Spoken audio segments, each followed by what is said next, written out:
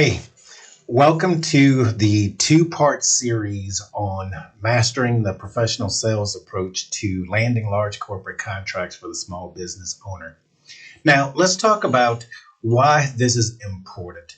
From the work that I've done with thousands of small business owners, a lot of you don't really know how to present yourself, but more significantly, you have never been shown or told exactly what it is that large companies are looking for in a solution provider. And so this causes a problem in that you will oftentimes know what it is you want to sell, know what it is, the value it is that you're bringing, but not quite connect with that particular person that you're talking with so that they decide they want to learn more about what you do. So what I want to do, and we're going to have two parts on this. So this is part number one. What we want to do is talk about a few things to actually help you advance your cause. So the first thing we want to talk about is how important it is for you, to have a really professional approach to doing this, because what that does is that minimizes the amount of time it takes for you to close a deal, but B, more importantly, help you to figure out whether or not you're talking to the right customers, because you may not be. So that leads us into the first thing you need to understand is how to qualify your customer. That is the most important thing you can do. And some of the criteria you need for qualifying potential corporate clients is first just asking them, hey, what problems are you all having in the product or service that my company provides? And you may come across a number of people who say, we don't know, in which case you're going to end up pitching blindly, talking about what the value is of what you do and the experience that some of your other clients have had. Or more importantly, you probably should have already done your homework or your research on this company. You should be able to find out who's providing the service to them. And if you are aware of your market, you can pretty much know what it is your competitors are offering, that you offer, and what the strengths and weaknesses of their offering is. We call that being a domain expert, where you have a pretty good idea of what the market is, what the competition is doing, what people should be asking for, and what differentiates you. If you haven't done that, you can talk to us and we can help you out with that one. Some of the best tools you can use for qualification, again, domain expertise, but more importantly, just asking.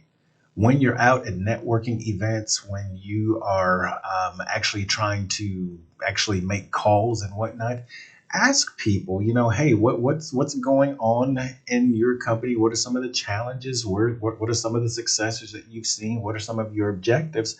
And most people are willing to tell you, hey, here's what's really going on, and here's some of the things that we're looking to solve. And once you understand that, then you can actually start figuring out is that a good candidate for you? What I can tell you right now, just a couple of benchmarks. If they spend a lot of money on what you offer, you can expect the process to be really rigorous, and there's a good probability that they're going to come at you on a price basis, meaning they're going to try and get everything they can for the lowest amount of money possible. And that's still a value argument. If they don't buy a lot of what you sell, then more than likely there's probably not a lot of expertise in-house, in which case, if you put a reasonable price in front of them, they're probably just going to go with it just to have it, make sure that everybody's happy, and call it a day and move on. The other thing in terms of qualifying folks is looking at whether or not they need what you provide on a geography that you can service. If they need what you're selling globally and you only offer it locally, they may not be a good client for you, because they may not want to, especially compared to your larger competitors, break up that spend to get you in at the same or higher price than what they're already getting at from your larger competitor. So now you might start saying, well, all right, Randall, what exactly is involved in these kinds of sales? And what I can tell you is, consider this a complex sale. Now, in a complex sale, typically you have a number of different factors that go into the purchase. You have who's actually using the product, who does that person report to, and how might they influence what it is that actually gets bought. Who actually is the decision maker, because the decision maker may not be the person that's influencing the sale, and they may not even be the actual end user. And then who is the actual buyer? And the buyer is, in this case, the person that is writing the purchase order, or the person that is making the call that says, yes, I want to buy this. So when you understand all of that, then you can more effectively start figuring out the conversation or the dialogue you need to have with that particular individual. I want to let you know that if you're selling something that is pretty large in size, like 100,000, 500,000, a million or higher, there are large companies, your competitors out there, who know these accounts. So you have to, if you're going to be a professional salesperson and be highly successful in this space, you need to get to know your accounts. All right. Well, let me say it this way. If you don't do that, then it'll take you a longer time to get in. B, you'll get all kinds of questions in terms of, or all kinds of responses in terms of why it is that you aren't getting opportunities right now, or it's not your time, or that you're too small. And so the issue you want to do is finesse all of that by knowing the account, knowing who the players are.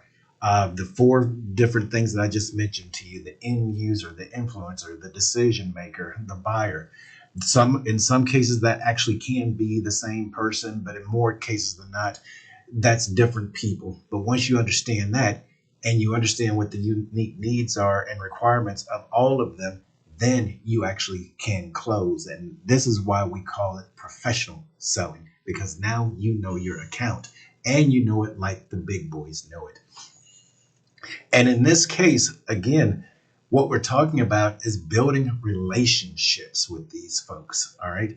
We're talking about being able to speak to them in their language, understanding what their drivers are. If it's the end user, what's driving them, it's getting what they need to get their job done. If it's the influencer, it's somebody that's overlooking the process and making sure that it kind of fits in with some of the overall goals and desires. If it's the decision maker, it is making sure that everything that needs to happen in order for them to feel comfortable that it's the right decision for the business and it meets budget is the big driver there. And if it's the buyer, it's to make sure that the procurement process and all of the other requirements for interfacing or interacting with a supplier or vendor is addressed, and that the paperwork, quite frankly, is proper for that organization. So there you have it. This is concludes part one. I need a favor. If you haven't subscribed to the channel, click the subscribe button below. Also, feel free to ask some questions. I'd love for you to put some comments below and give me some of your thoughts, and feel free to ask questions. And also in the summary below, I'm going to put a link into our corporate contracts bottleneck quiz to help you identify the number one bottleneck that is limiting your unlimited success in this space. So feel free to click that and get your free report. And stay tuned for part two. This is Randall. Looking forward to seeing you on the next one. Bye for now.